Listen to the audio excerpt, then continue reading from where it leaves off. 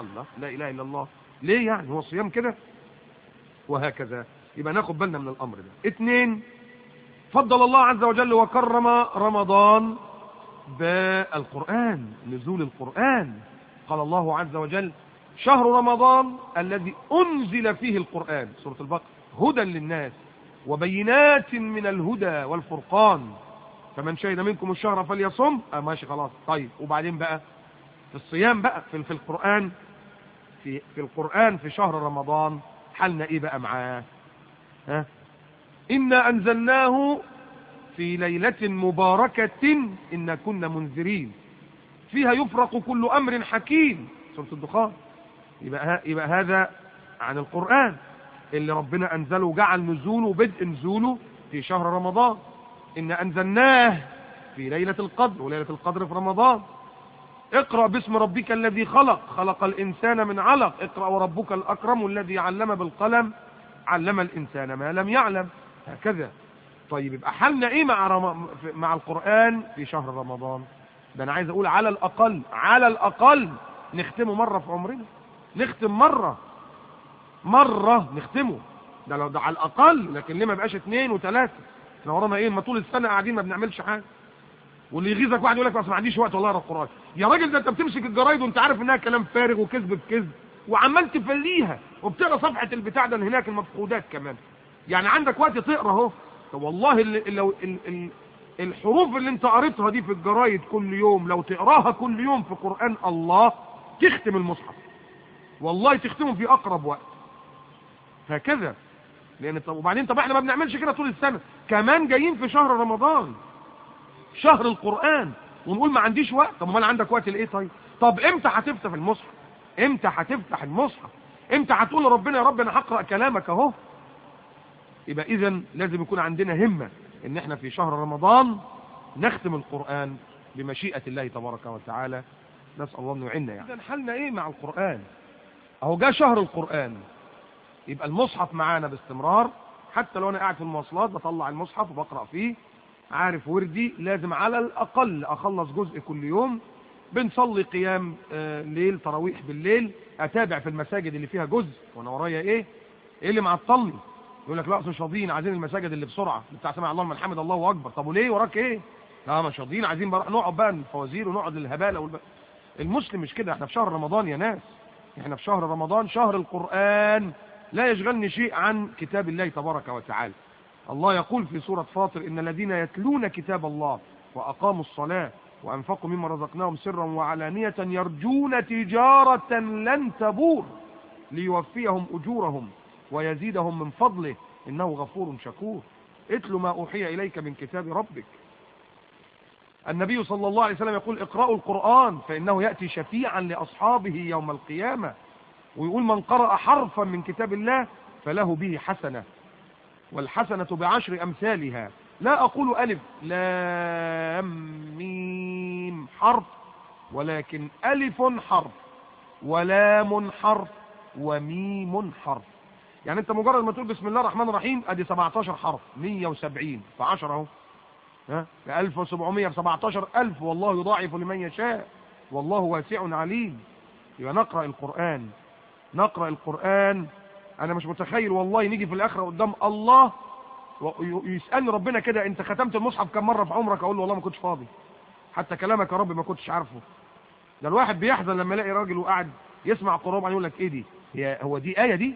والله يا أخي تصدق أول مرة في حياتي أسمعها. يا ربي أول مرة في حياتك؟ أمال كنت بتسمع إيه لما ما سمعتش لكلام الله اللي خلقك؟ أمال كنت بتسمع إيه؟ وآدي في رمضان أهو الحمد لله عندنا وقت أهو، لا بنفطر ولا بنتغدى، والشغل برضه بيدونا يعني بيريحونا شوية في الحضور والانصراف. يبقى نستغل هذا الوقت، نستغل هذا الوقت للقرآن، نقرأ القرآن ونخلي القرآن شغال في بيوتنا على طول كده في رمضان، هكذا. طيب كرم الله عز وجل هذا الشهر الكريم بعد الصيام وبعد القرآن بليلة القدر. ليلة القدر اهدي بقى ليلة زي ما قال ربنا سبحانه وتعالى: إنا أنزلناه يعني القرآن في ليلة القدر وما أدراك ما ليلة القدر. مش ممكن هتعرف فضلها قد إيه. خد مثل كده، ليلة القدر خير أفضل أكمل أتم أحسن من 1000 شهر. تنزل الملائكة في الليلة دي، تنزل الملائكة إلى السماء الدنيا هنا، والروح اللي هو سيدنا جبريل فيها بإذن ربهم من كل أمر سلام هي، لا يحدث فيها إلا السلام في هذه الليلة حتى مطلع الفجر. يبقى أفضل من عبادة 83 سنة وتلت، لأنك لما تقسم 1000 شهر على 12، عشان السنة فيها 12 شهر، عايز تعرف بقى كم سنة دول، يطلعوا 83 سنة وتلت. سبحان الله. طب انت عشت 83 سنة، ها، افترض انك هتعيش 83 سنة كلهم طاعة لله. فكر كده. طب تعالى احسبها معايا. لو واحد عاش 83 سنة، 83 سنة يبقى نام حوالي 30 سنة على الأقل، يعني هو تلت حياتنا نوم، يبقى نام حوالي 30 سنة، وقول حوالي 3 سنين في دورة المية، و3 سنين في طابور عيش، و4 سنين واقف على المحطة، ومثلا بقالك سنة بتقلع وتلبس، ها، وبقالك كام سنة بتاكل، حوالي 3 سنين مثلا، 4 سنين زيهم. جمع كده السنوات كلها وقول لي في الآخر صفصفت على كام؟ مفيش. لا إله إلا الله. شوف العمر. يوم ربنا سبحانه وتعالى رحيم بينا، يقول لك قوم في ليلة خد ثواب عبادة 83 سنة وتلت في ليلة مش النهار والليل، لا، من بعد يعني بالليل، من بعد المغرب كده والعشاء لغاية الفجر. تقوم لله في هذه الليلة ولا ينالك فيها إلا الخير. سبحان الله. حديث رواه ابن ماجه، قال صلى الله عليه وسلم: إن هذا الشهر قد حضركم فيه، إن هذا الشهر قد حضركم، يعني جالكم شهر رمضان. قال صلى الله عليه وسلم: إن هذا الشهر قد حضركم، ها، وفيه ليلة القدر، يعني خير من 1000 شهر. من حرمها، اللي حرم الخير اللي فيها، فقد حرم الخير كله، يتحرم من الخير والعياذ بالله اللي فيها كله. ولا يحرم خيرها إلا محروم، والعياذ بالله. نسأل الله ألا نكون من المحرومين، ربنا ما يحرمناش من خيرها يا رب. ابن ماجه، حديث رواه ابن ماجه. يبقى المسلم يحرص على هذه